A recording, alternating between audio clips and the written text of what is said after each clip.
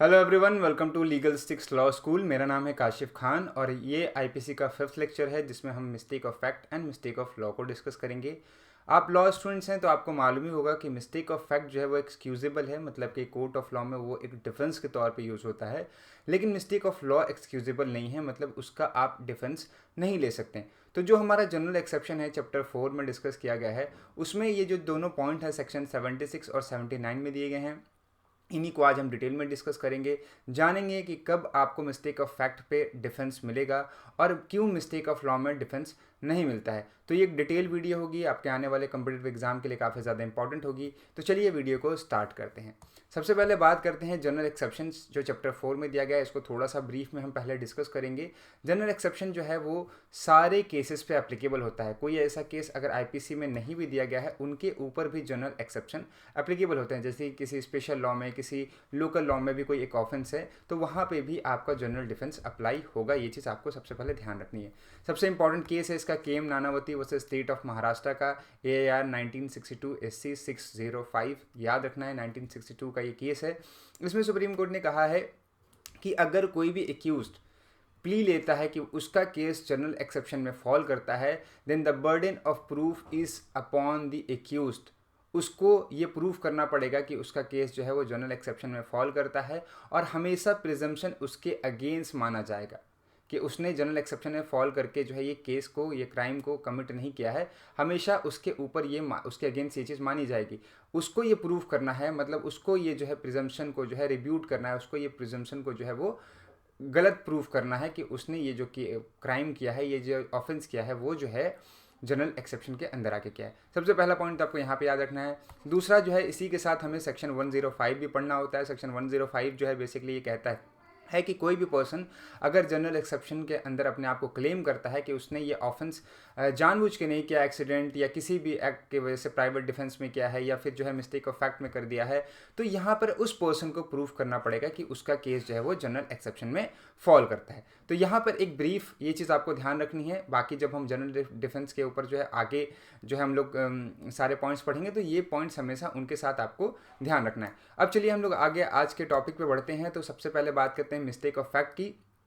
तो ये mistake of fact जो है और मिस्टेक ऑफ लॉ का जो पूरा प्रोविजन है वो सेक्शन 76 और 79 में आपका दिया गया है। सेक्शन 76 बात करता है कि कोई भी पर्सन, देखिए यहाँ पे याद रखिएगा, वर्ड याद रखा गया है, कोई भी person who is or by reason of mistake of fact and not by reason of mistake of law is in good faith believe himself to be bound by law, तो उसको जो है किया हुआ एक्ट ऑफेंस में नहीं count किया जाएगा। मतलब कि कोई भी इंसान अगर मिस्टेक ऑफ फैक्ट में कोई भी कार्य करता है तो वो डिफेंस ले सकता है अंडर सेक्शन 76 में, अगर वो ये कार्य करते वक्त गुड फेथ में बिलीव भी करता है कि उसको ये काम करने के लिए उसके ऊपर एक बाउंडेशन है। बेसिकली ये बात होती है जो ऑफिसर्स वगैरह होते हैं, पुलिस वगैरह होती हैं, जो आर्मी वगैरह होती हैं, क्योंकि उनको लगता है कि जो हमारे सुपीरियर ऑफिसर ने हमें ऑर्डर दिया है, हम बाउंड हैं उस ऑर्डर को मानने के लिए। तो यहाँ पे दो एग्जाम्पल भी आपको मिलेंगे जब आप इस सेक्शन को पढ़ेंगे। पहला सोल्जर वाला है और दूसरा ऑफिसर ऑफ द जस्टिस वाला है। तो दोनों अगर ये अपने काम करते हैं, एक अपना सुपीरियर ऑर्डर को फॉलो करके सोल्जर अगर मोब पे गोली चला देता है तो वो mistake of fact bound by law है यहाँ पे, है ना। या फिर आप देख लें तो वो डायरेक्टली बाउंड बाय लॉ है ना। कोई भी काम को करने के लिए बाउंड बाय लॉ है। यहाँ पे मिस्टेक ऑफ फैक्ट की भी यहाँ पे ज़रूरत हमें नहीं मिलेगी। वहीं दूसरा जो है मिस्टेक ऑफ फैक्ट जो है वो उसकी जो है एक एग्जांपल यहाँ पे देता है। जैसे कि वो कहता है कि अगर कोई भी कोर्ट का ऑफिसर है और वो कोर्ट के ऑर्डर से वाई को अरेस्ट करने जाता है, लेकिन इंक्वायरी के बाद उसको लगता है कि जेड ही वाई है और वो जेड को अरेस्ट कर लेता है, तो यहाँ पे क्या हुआ, उससे मिस्टेक ऑफ फैक्ट हुआ। लेकिन जो उसने एक्ट किया है वो उसके लिए बाउंड था। बाउंड क्यों था? क्योंकि उसको कोर्ट की तरफ से ऑर्डर मिला था।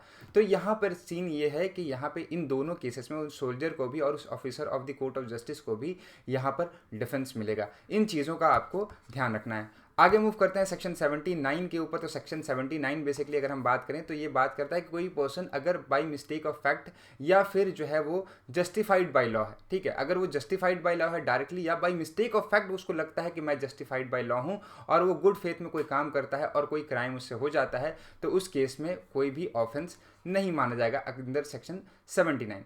इसका भी एक सिंपल सा एग्जाम्पल है कि कोई भी एक पर्सन है, उसको ये लगता है कि सामने वाला पर्सन मर्डर कर रहा है और वो उसको जाके पकड़ लेता है ना, उसको जाके जो है गुड फेथ में पकड़ लेता है कि नहीं उसको क्राइम नहीं करने दें, मर्डर नहीं करने दें, और उसको ये अप्रीहेंशन लगता है कि वो किसी का मर्डर कर रहा है। लेकिन जब बाद में केस में जांच पड़ताल होती है तो पता चलता है कि वो अपने डिफेंस में सामने वाले पर्सन को मार रहा था, क्योंकि पहले सामने वाले पर्सन ने उसको मारना स्टार्ट किया। तो यहाँ पे क्या था, यहाँ पे बाय मिस्टेक ऑफ फैक्ट उसको लगा कि मैं जस्टिफाइड बाय लॉ हूँ, कि मैं उस पर्सन को बचाऊंगा वहाँ पे जो दूसरा पर्सन उसको मार रहा है, तो मुझे लॉ जस्टिफाई करेगा इस केस में। तो यहाँ पर क्या हुआ, मिस्टेक ऑफ फैक्ट जो है वो जस्टिफाइड बाय लॉ था, इसलिए यहाँ पे उसको 79 के अंदर डिफेंस मिलेगा। तो ये जो सेक्शन 76 है और 79 में, इसमें बेसिकली अगर हम देखें तो दो आपके यहाँ पे डिफरेंसेस हैं। पहला डिफरेंस कि पहला वाला जो पॉइंट है वो उस पर्सन के ऊपर एप्लीकेबल होता है जो पर्सन बाउंड बाय लॉ है, या बाय मिस्टेक ऑफ फैक्ट उसको बिलीव होता है कि वो बाउंड बाय लॉ, उसको लॉ ने ये कहा है करने को। जैसे कोई पुलिस ऑफिसर हो गया, जैसे कोई सोल्जर हो गया, उसको कोई सुपीरियर ऑर्डर करता है तो उसको ये लगता है कि वो जो है बाउंड है उस चीज़ को करने के लिए बाय लॉ। लेकिन दूसरा है जस्टिफाइड बाय लॉ, मतलब कि हम अगर करेंगे तो लॉ हमको इस चीज़ की करने की इजाज़त देगा, परमिशन देगा लॉ हमको बेसिकली। तो 79 में ये चीज़ की बात कही गई है, ठीक है। तो ये आपको दोनों में बेसिकली डिफरेंस है। ये जो दोनों सेक्शन है हमारे, सेक्शन 76 और 79, वो बेसिकली हमारे एक मैगजिम के ऊपर बेस्ड है, और इस मैगजिम को हमेशा आपको ध्यान रखना है क्योंकि इस मैगजिम से जो है आपके एग्जाम में सवाल डायरेक्ट पूछे जाते हैं, इसका कभी कभी मतलब ही पूछ लिया जाता है। इग्नोरेंसिया फेसिट एक्सक्यूजेंट, इग्नोरेंसिया जूरिस नॉन एक्सक्यूजेंट, मतलब इग्नोरेंस ऑफ फैक्ट जो है वो एक्सक्यूजेबल है, इग्नोरेंस ऑफ लॉ जो है वो एक्सक्यूजेबल नहीं है। कोई भी पर्सन अगर लॉ ऑफ द लैंड को इग्नोर करता है, कोई लॉ ये क्राइम कर देता है और कहता है कि मुझे इस लॉ के बारे में मालूम नहीं था, तो वहाँ पे वो उसका डिफेंस नहीं ले सकता, इवन दो वो एक फॉरेनर है। तो जो फॉरेनर भी होते हैं, दूसरी कंट्री के लोग हैं, अगर वो हमारे देश में आते हैं और कोई क्राइम कर देते हैं और ये कहते हैं कि हमें इस लॉ के बारे में मालूम नहीं था क्योंकि हमारे यहाँ तो ये क्राइम है ही नहीं, तब भी उनके ऊपर लाइबिलिटी होगी और उनको क्रिमिनल लॉ के अंदर उसका ट्रायल चलेगा और उनको सज़ा दी जाएगी। क्यों ये चीज़ रखी गई है, तो इसके पीछे बेसिक रीज़न ये है कि कोई भी इंसान को ये प्रूव करना कि उसके लॉ के बारे में पता था या नहीं पता था, ये बहुत टफ हो जाएगा कोर्ट में। दूसरा ये कि हर इंसान फिर इसी चीज़ का डिफेंस लेगा। हर कोई कहेगा कि अच्छा मर्डर करना पनिशेबल था, मुझे तो मालूम नहीं था। अच्छा गाड़ी जो है 60 से स्पीड चलाना पनिशेबल था, मुझे तो मालूम नहीं था। तो हर कोई ये डिफेंस लेके छूट जाएगा और कभी भी कोर्ट जो है किसी को पनिशमेंट नहीं दे पाएगा। इसलिए जो है इग्नोरेंस ऑफ फैक्ट जो है वो एक्सक्यूजेंट है, लेकिन इग्नोरेंस ऑफ लॉ जो है वो एक्सक्यूजेंट नहीं है। यहीं पर अब कुछ केसेस आ जाते हैं। केसेस को अगर आप देखेंगे तो कंसेप्ट आपका और क्लियर होगा। पहला आता है सिराज वर्सेस डी रुजर का केस। इसमें जो है कोर्ट ने जो है इग्नोरेंस ऑफ फैक्ट की मैक्सिम जो है वो अप्लाई करी थी। केस का फैक्ट कुछ इस तरीके से है कि केस में जो है बेसिकली एक पर्सन रहता है, उसको लीकर सेल करना ऑफिसर को ऑन ड्यूटी मना होता है, लेकिन उसने कोर्ट में ये डिफेंस लिया कि जब मैंने किसी जो ऑफिसर है उसको लीकर सेल किया तो मुझे पता नहीं था कि वो जो ऑफिसर है वो अपनी ड्यूटी में काम कर रहा है, मुझे लगा कि वो अपनी ड्यूटी से ऑफ है क्योंकि वो उस तरीके से पोशाक में वैसे नहीं आया था।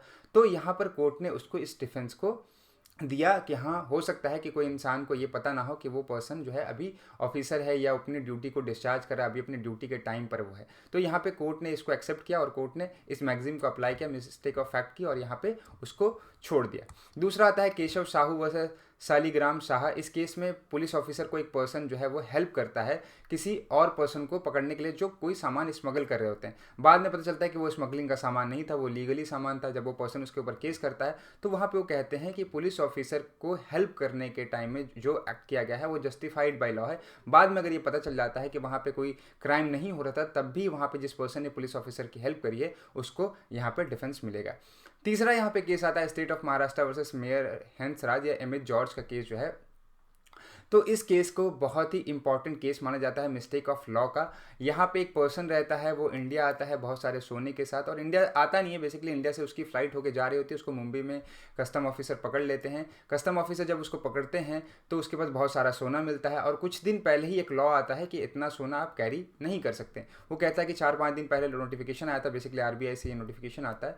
तो ये कहता है कि आरबीआई का ये जो नोटिफिकेशन था वो मैंने पढ़ा नहीं, मुझे मालूम नहीं था इसके बारे में। तो यहाँ पे कोर्ट कहते हैं कि आप मिस्टेक ऑफ लॉ का डिफेंस नहीं ले सकते। एक दिन पहले ही लॉ क्यों ना आया हो आपको पता होना चाहिए। तो यहाँ पर कोर्ट जो है इनको लायबल करती है गोल्ड स्मगलिंग के केस में, और इस केस को गोल्ड स्मगलिंग केस के नाम से भी जाना जाता है। और यहाँ पे मिस्टेक ऑफ लॉ का जो मैक्सिमम है वो अप्लाई की गई थी। सो आई होप ये सारे कंसेप्ट आपको क्लियर हो गए होंगे। इसी के ऊपर हमारी पूरी सीरीज चल रही है। धीरे धीरे करके हम सारे जो है वीडियो आईपीसी के इंपॉर्टेंट टॉपिक्स पर लाते रहेंगे। आपके लिए छोटी सी एक इन्फॉर्मेशन है कि अगर आप कर रहे हैं किसी भी जुडिशियल सर्विस एग्जामिनेशन की तैयारी, तो लीगल स्टिक्स लॉ स्कूल आपके लिए लाया है जुडिशरी का रामबान कोर्स। इस कोर्स को आप ज्वाइन कर सकते हैं बड़े ही रिजनेबल प्राइस पर। ये आपको अभी वेबसाइट पर अवेलेबल है। आप हमारी वेबसाइट पर जाएंगे, हमारा कोड यूज़ करेंगे KRK20 या फिर Insta20, तो आपको यहाँ पर 20% का और डिस्काउंट मिलेगा। मोर अपडेट के लिए इस पूरे कोर्स की आप वेबसाइट पर जा सकते हैं। वेबसाइट पर आपको इसकी पूरी डिटेल मिल जाएगी। और साथ ही साथ हमारे जितने भी सोशल मीडिया हैंडल हैं उनको फॉलो करें, ताकि आपको सारी इंपॉर्टेंट लीगल अपडेट्स जो है वो टाइम पर मिलते हैं। मिलते हैं ऐसी इंपॉर्टेंट वीडियो के साथ। तब तक के लिए good bye and take care.